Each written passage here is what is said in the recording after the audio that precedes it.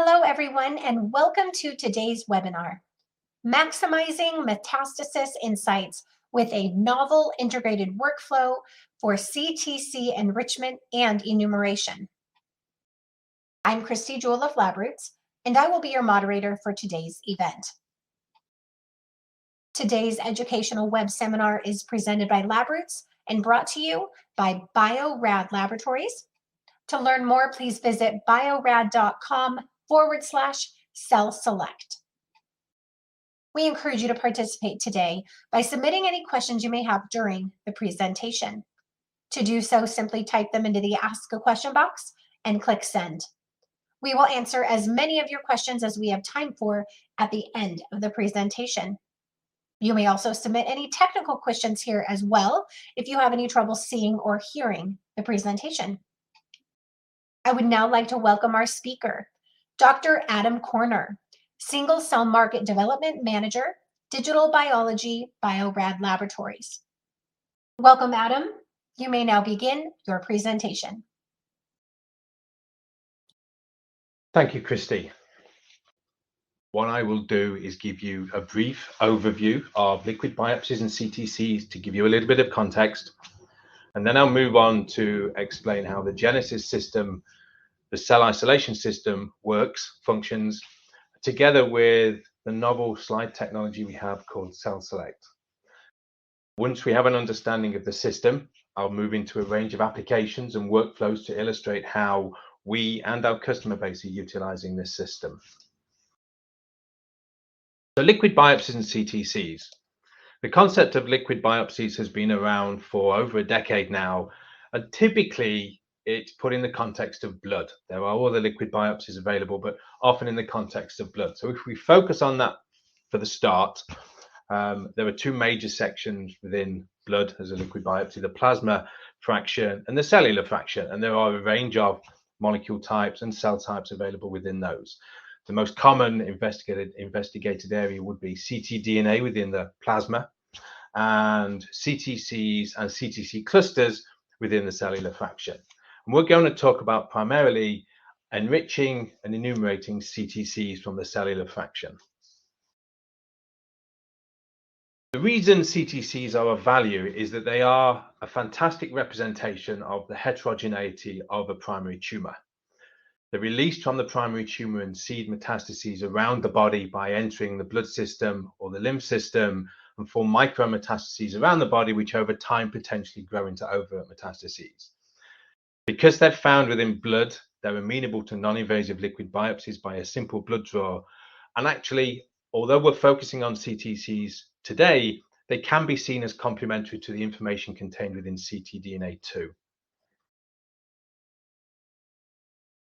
There's a lot of publications on the range of CTC counts, and we can see from the graph that's on the screen at the moment that different cancer types have classically different amounts of CTCs found within a standard blood sample. So breast cancer, CTC numbers are at one extreme, with very high numbers ranging from tens to hundreds, if not thousands of CTCs in a standard blood draw, across to pancreatic cancer, for example, which may only have small individual numbers of CTCs within a 7.5 ml blood draw. But it's very variable, so it's not uncommon to get samples that do span that whole range. For that reason, it's quite important to be able to capture those CTCs using technology like the Genesis platform, where we can enrich the CTCs away from the large numbers of residual white blood cells and red blood cells. And from a sample perspective, although I've talked about blood as the primary liquid biopsy, there are other liquid biopsy capabilities that are out there. Depending on the cancer that you're investigating, it may well make sense to investigate cerebrospinal fluid for glioma, medulloblastoma tumors in the brain, or, for example, looking at urine as a liquid biopsy and the CTC content within urine if you're focusing on bladder, renal, or prostate cancers.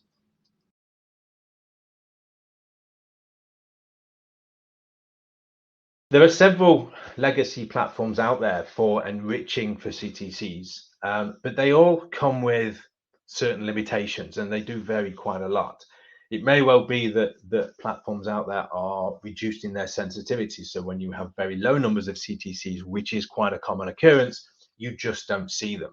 Or you have low capture efficiency, where at the other end, you have lots of CTCs, but still only capture a few of them because the vast majority are not captured using the technology that you're working with.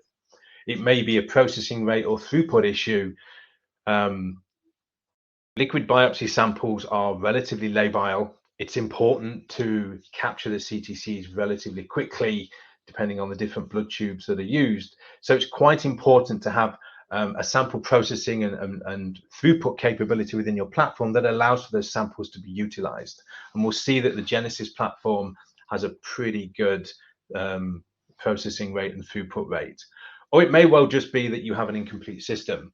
Typically, investigators are interested in looking at enriching CTCs for downstream applications, but also in parallel, enumerating those CTCs using antibody immunolabeling. If you can't do both, you're actually quite limited in what you can achieve with a clinical sample.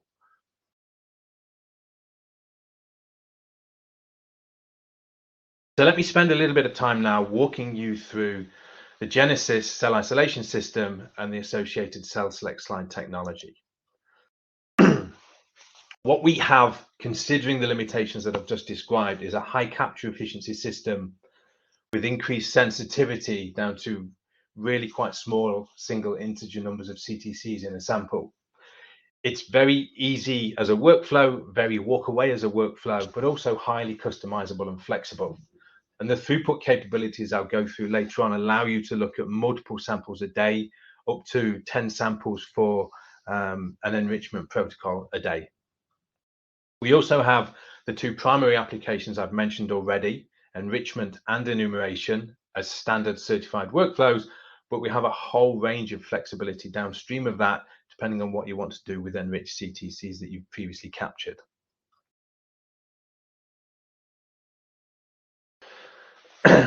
So the Genesis system is the instrument, and then underneath that, contained within the workflow, are the Celselect slides. And you can see a graphical representation on the screen, which if we blow up, we can see contains microfluidic capabilities and micropores. The micropores are designed to capture CTCs that have a slightly larger size than standard white and red blood cells, and the red blood cells and white blood cells would pass through those micropores like a sieve. Expanding that view a little bit further, we can see that we have a sample, we have a slide, a Celselect slide, contained within an integrated manifold part of the system. That allows the sample to be applied on the left-hand side and then pulled through with a gentle vacuum to the right-hand side. Cells are captured. In the bottom image, you can see the CTCs, represented in blue, are captured within the wells. The red blood cells and the white blood cells pass through. The microfluidic capability is based around over 56,000 microchambers. That allows us to capture as many CTCs as we think, but give a very even flow rate through those micro wells, so there's sufficient continuous flow that we don't cause back pressure on the cells that are captured. The capture efficiency is around 80% of CTCs and CTC clusters, and I'll illustrate some examples of that in later slides.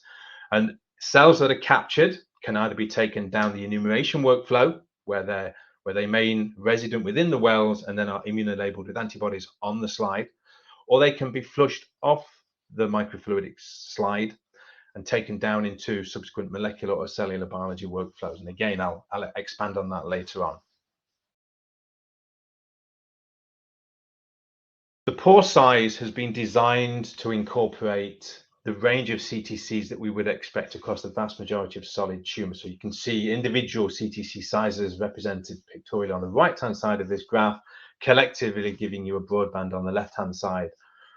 Platelets and red blood cells will flush straight through on the whole, and the majority of white blood cells, although potentially slightly larger than the pore size, will also pass through the pores because of their deformability, their inherent deformability as a cell within the blood system.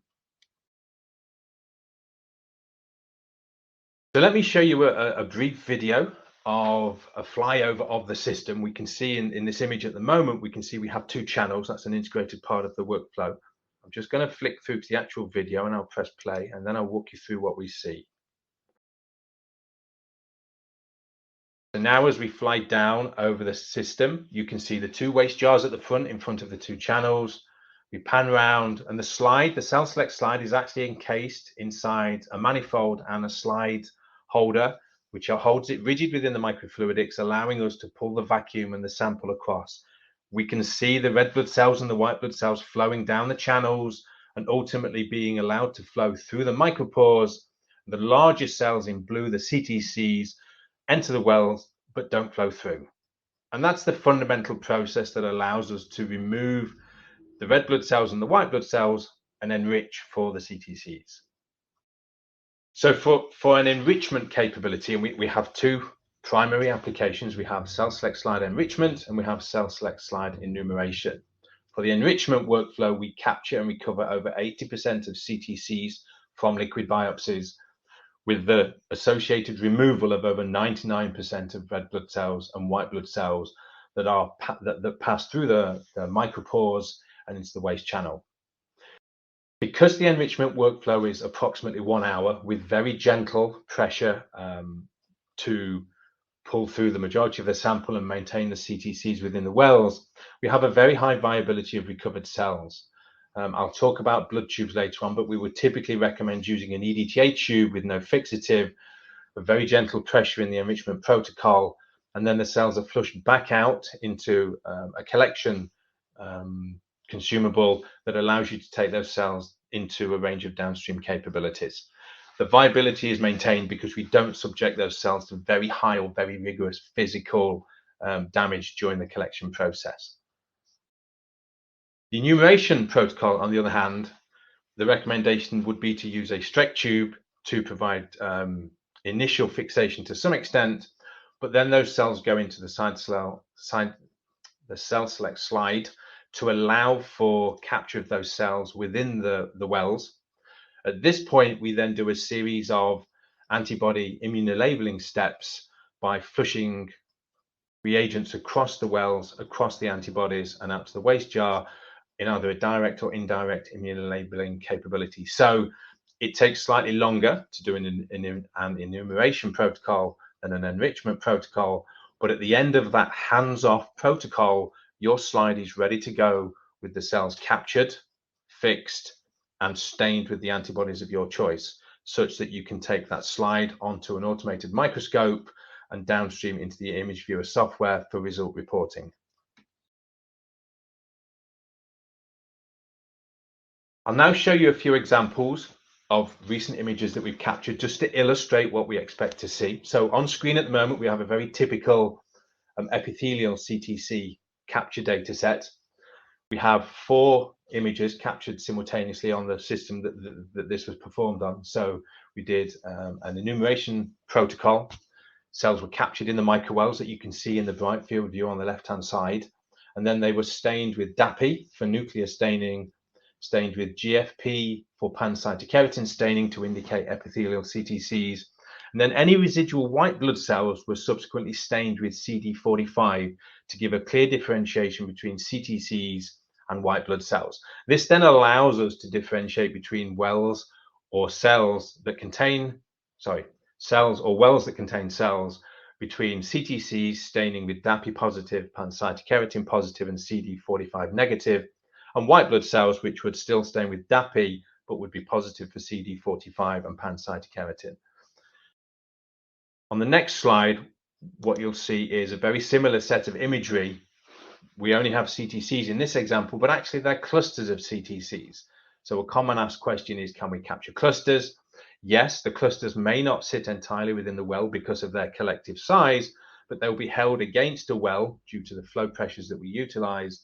And then the staining occurs just as normal. So you can see the clusters represented as multiple nuclei with the DAPI stain, multiple cells with the pancytokeratin stain, and then again, there's no CD45 staining, indicating that they're CTC clusters and not white blood cells. Using the system to interrogate sensitivities and linearity, for example, we have some data on the screen now that shows the left-hand plot A. I'm going to talk about A and C primarily. They're the ones I want to focus on today. Show a very nice linear graph showing that we can capture spiked in CTCs ranging from the range of approximately 10 or 11 CTCs into a blood sample, all the way up to 1,000 CTCs. We've gone higher, but it's generally the lower end of sensitivity that people are interested in, because that's really what you get in clinical samples. To find 10,000 CTCs is not realistic. To find 10 CTCs is the real question. And we have good linearity across that range. On section C, on plot C, what we're looking at there are different volumes of blood being interrogated with spiked in samples, illustrating that we can work with our standard 4 mil, because typically there's a requirement to put as much blood through as possible to increase sensitivity of capture. But actually the efficiency of capture doesn't change, even if you only have a very small volume of blood to enrich or enumerate.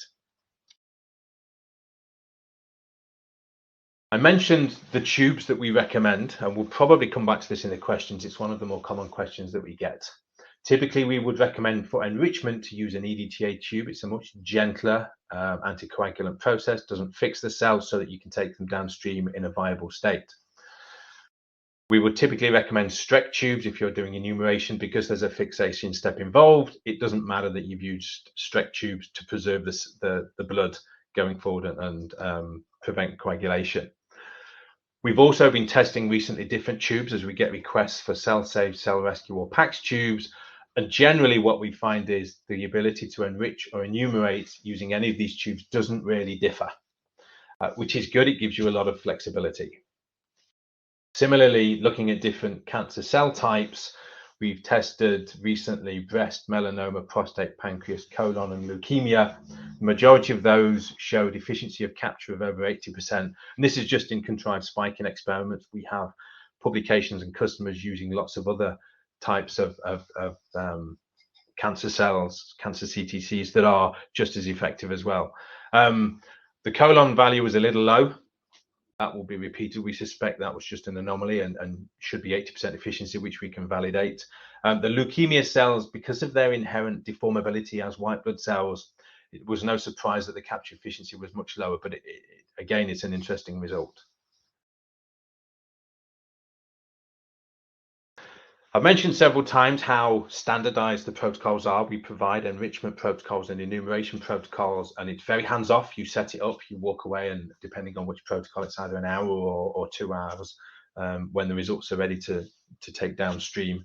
But we also have a huge amount of flexibility. I'll talk about antibody flexibility later on, but in the context of what's on the screen at the moment, we provide a protocol builder, and that protocol builder allows you to take the 3 certified protocols that we provide, enrichment and then enumeration with either indirect or direct staining, and customize those protocols. So if you have cells that require a more gentle or more aggressive vacuum, or you want to change the reagents that you're dispensing in to change from DAPI to Hercht, or to change the number of antibodies that you're using with multiple aliquots of different antibodies because your imager is more complex, absolutely, that's feasible. We can provide the protocol builder for you to do that. And if you establish a protocol for a novel application, you can transfer that to colleagues and collaborators quite easily.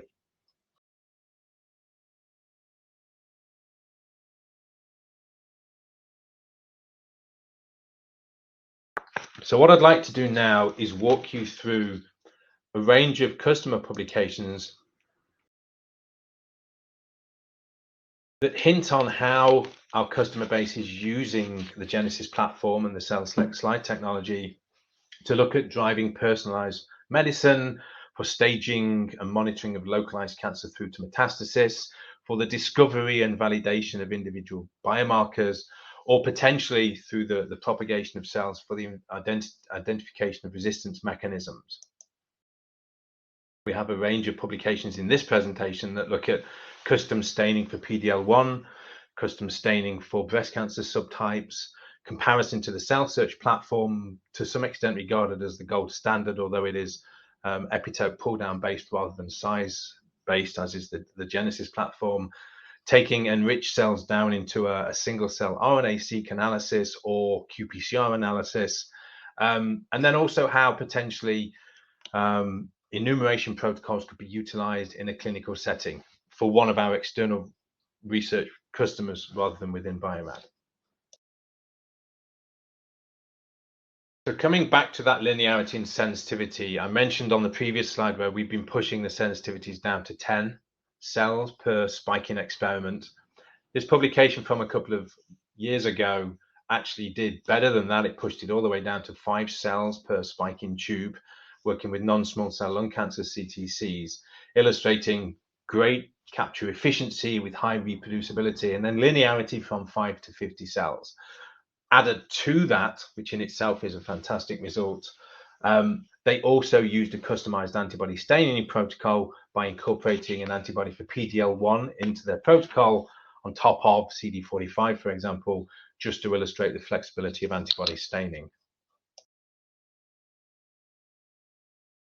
Taking that one step further, although ironically it was before the previous publication, Biography et al. Illustrated that actually with the right combination of antibodies, you can not only differentiate epithelial CTCs from breast cancer samples, you can differentiate epithelial CTCs from mesenchymal CTCs, but you can then also subclassify different epithelial cells, epithelial CTCs, depending on whether they express estrogen receptor or HER2. So if we just walk through what we have on the screen at the moment, we have the bright field combined imagery of cells captured in the microwells and then stained with a range of different antibodies. The two epithelial cell types, MCF7 and SKBR3, are stained with pancytokeratin and PI3K to indicate epithelial subtypes. But at the same time, you can see in the second and third rows, one is positive for HER2 and one is positive for estrogen receptor. So we can identify them as epithelial, but actually they have different cell surface receptors being present.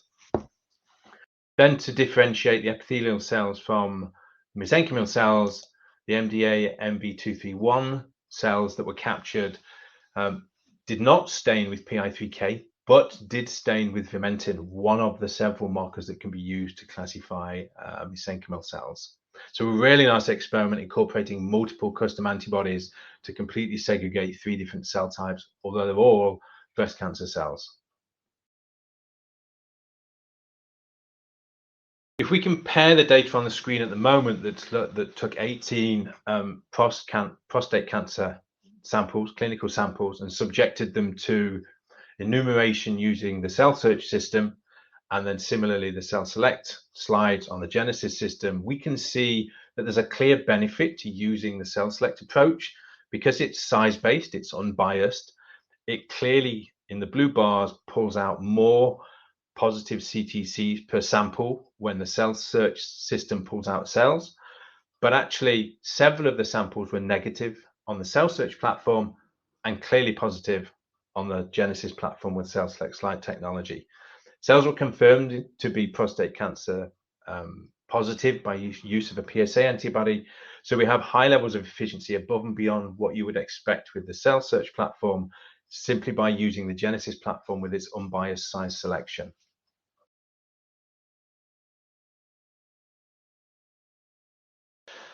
Sticking with metastatic breast cancer, in this publication from Horimoto et al., they were similarly interested in understanding what impact the unbiased size selection had in being able to determine progression-free survival after treatment with eribulin.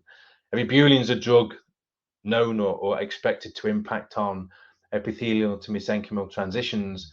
So it's quite important to understand the subpopulations of the total CTC population that are mesenchymal or epithelial, and the Genesis platform allows that.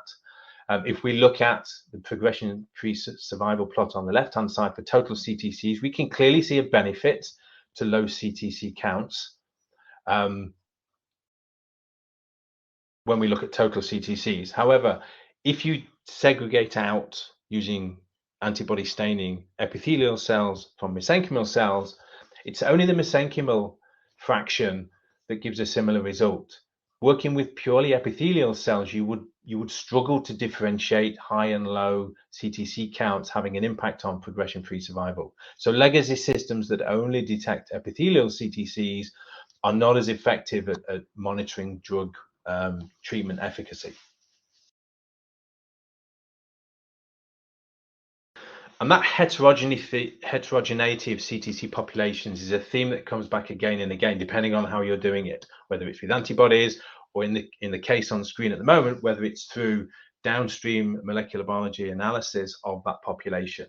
So in this paper by Cheng et al., the CTCs that were captured across a range of metastatic breast cancer patients were subjected to single-cell RNA-seq. In this case, there are approximately 80 cells that were captured, enriched, and they were subjected to single-cell RNA-seq. And the two plots that we have on the screen, we have a T-SNE plot on the left, and we have a heat map for different gene motifs on the right, and both of them clearly differentiate the EMT-like CTCs on the T-SNE spot, the red plots, from the MET-like CTCs, the blue spots. So there's clearly two clusters there.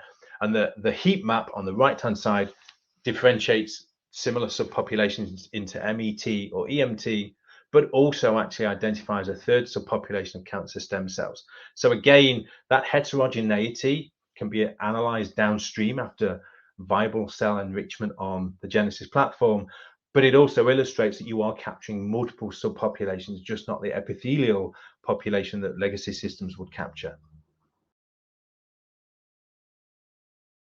Identification of biomarkers is quite an important aspect of investigations into CTCs. Now, obviously, sequencing as a protocol can be quite challenging for biomarker monitoring. It's a big, expensive protocol, and single-cell sequencing is particularly challenging. So it's not uncommon for individual biomarkers identified through an NGS approach, either single-cell or bulk RNA sequencing, to then be analyzed individually, and the data on the screen at the moment focuses very much on the individual transcript ARV7, which is indicated in pathogenicity of castration-resistant prostate cancer. But it's not a perfect biomarker in that there's quite a high false positivity seen in healthy individuals tested by qPCR for ARV7. So the Nakasato et al. Group tried to clarify exactly where that false positivity was coming from by subjecting clinical samples from castration-resistant prostate cancer patients to enrichment on the Genesis platform. And what they found was that if they compared castration-resistant prostate cancer samples to normal samples, enrichment of the CTCs allowed them to get a clear positive signal on the CTCs, well, without a false positive signal from the residual white blood cells. Whereas with wild type samples, normal samples, there was no positivity and the background was low as well. So it allowed for a much cleaner individual biomarker positivity after enrichment by the Genesis system with Celselect slides.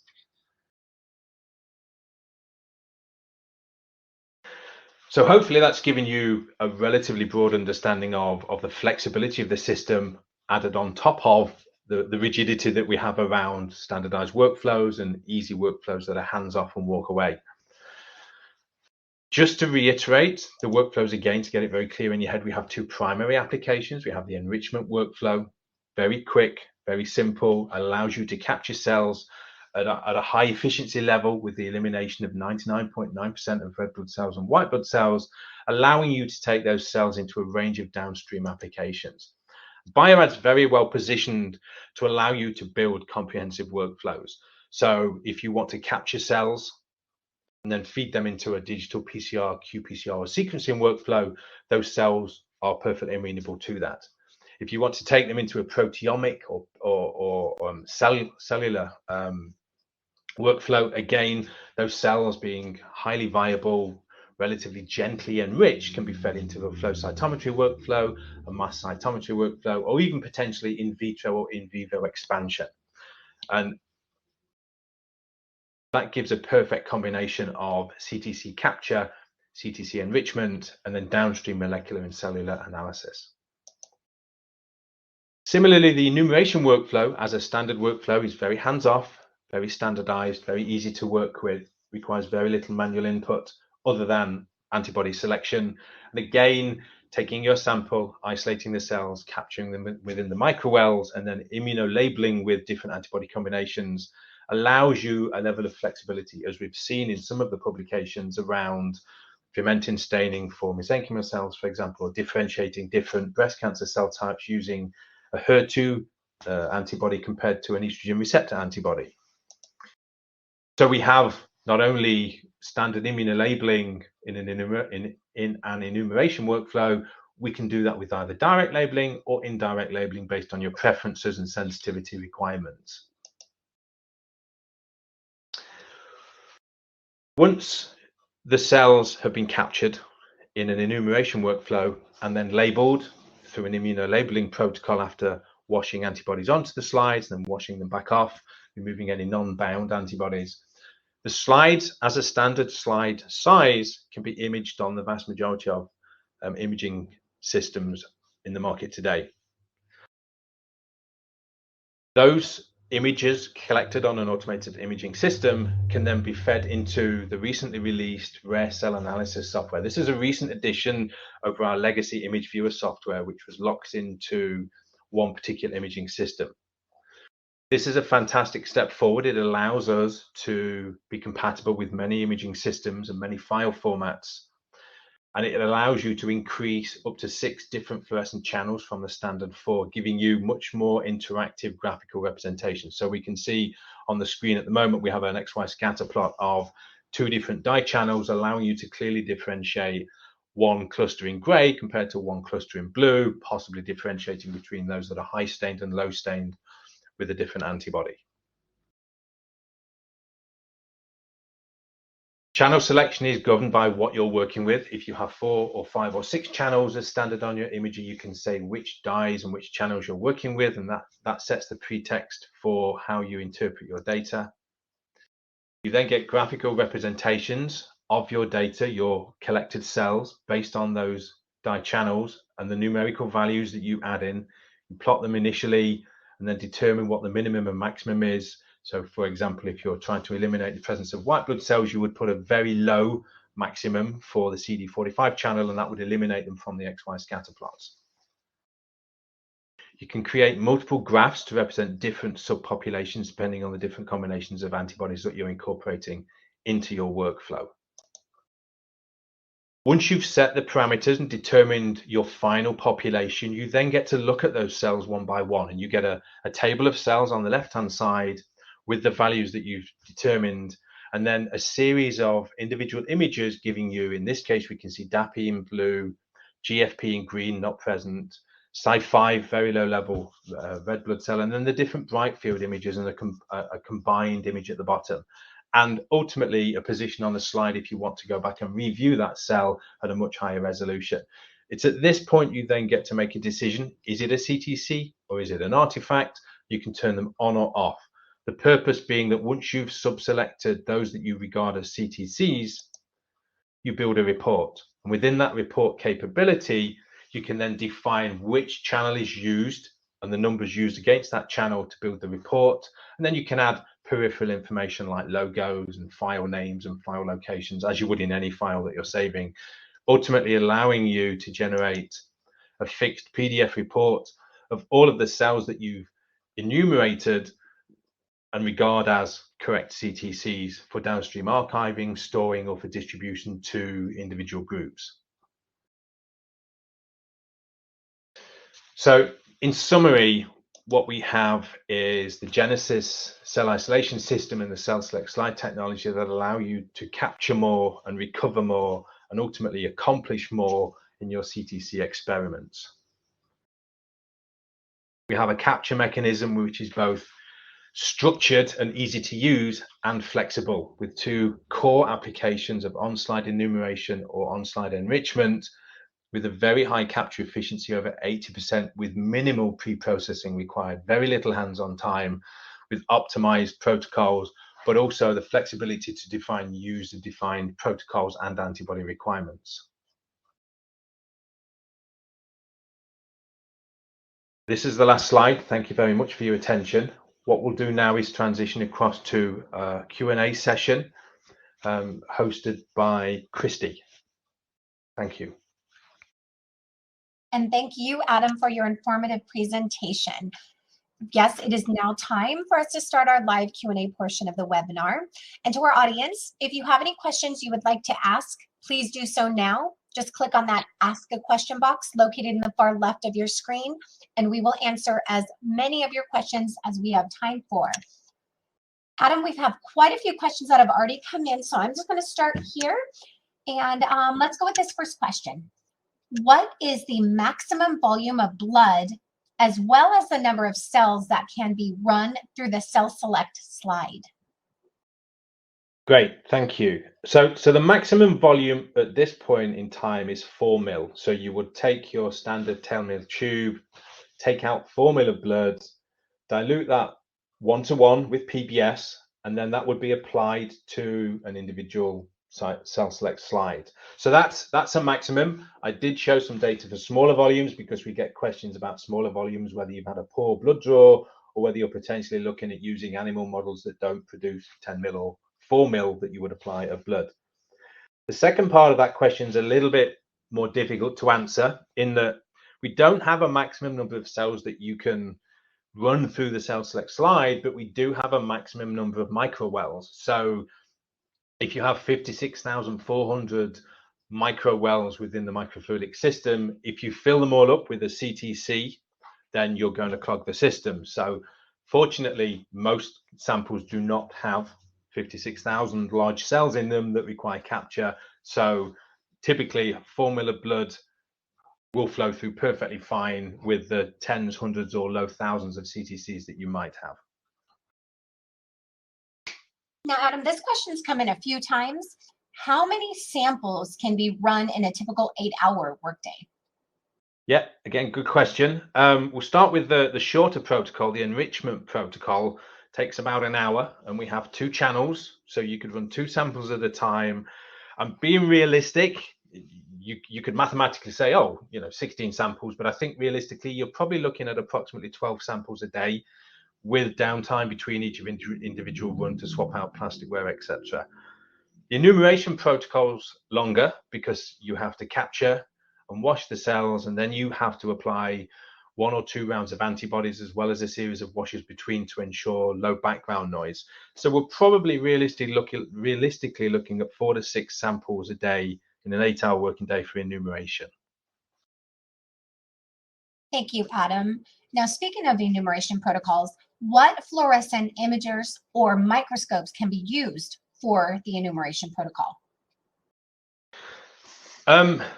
Fortunately, at this point, we had a legacy relationship recommending the Agilent Biotech Lionheart, and that was partially because our legacy software for downstream analysis, the image analysis software, was based on the files that system generated.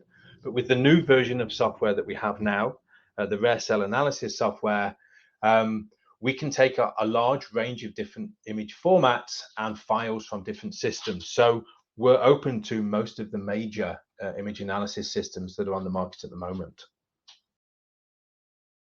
Adam, is there an antibody panel that Bio-Rad recommends for enumeration? We have a panel that we can recommend as a starting point. That's typically what people are looking for. How do I start? Antibodies will take some optimization to get the concentrations right, or whether they're specific for the markers that people are interested in. We would typically start with pancytokeratin, DAPI, and CD45 that allows you to determine epithelial cells, nucleated cells, and then include or exclude white blood cells. But typically beyond that, you could include vimentin, as we've seen for mesenchymal cells. You could include specific markers like HER2 or the estrogen receptor to differentiate different breast cancer cell lines.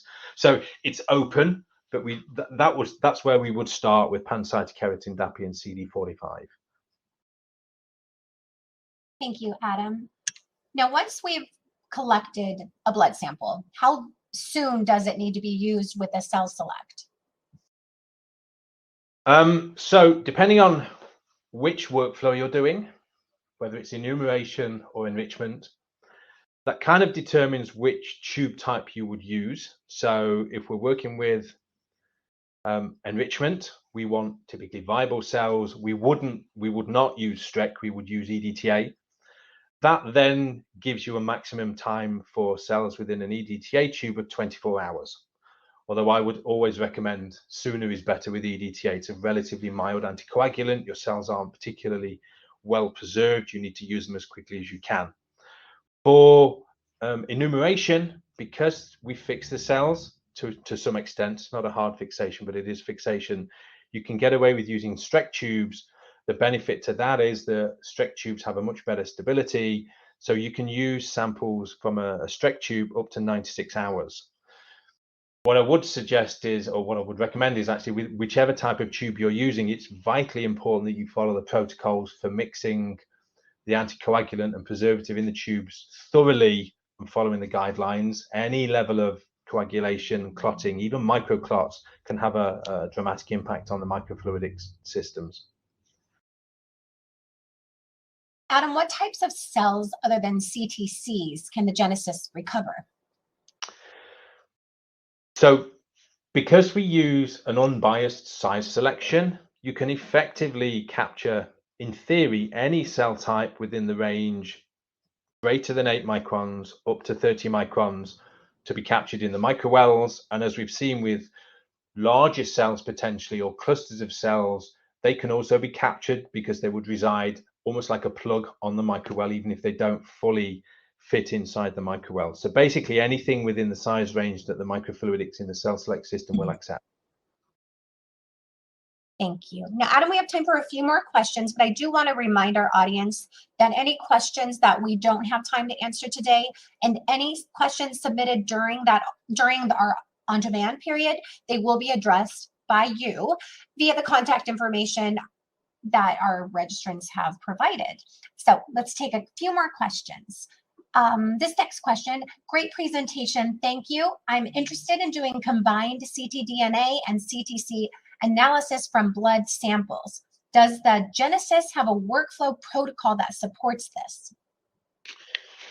We have a recommended workflow. We don't have a written workflow at this point in time, but we are pretty confident based on other publications that you could take a sample, you could spin the plasma, you spin the cells down and remove the plasma for CTC extraction, take that plasma out of the tube for CTC extraction, and then resuspend the cells in PBS of an equivalent volume, or potentially twice the volume, because we do that anyway as part of the 1-to-1 dilution, and then process that sample as normal. And we would expect the CTCs to be captured and the ctDNA to be available from the plasma for subsequent nucleic acid extraction. Thank you, Adam. And we'll wrap with this final question. What criteria are used for calling cells as CTCs?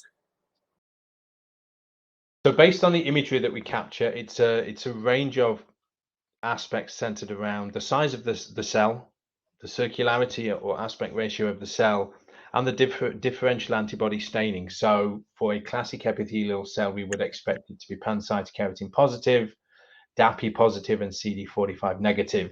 And then we would set parameters around the size of that staining, depending on which channel you determine you want to focus on. And then that would exclude or include anything bigger or smaller than the parameters and associated with the right combination of dyes. Thank you, Adam, for this great Q&A session. Do you have any final comments for our audience? Yes, I do. Thank you. Yes, just one comment really.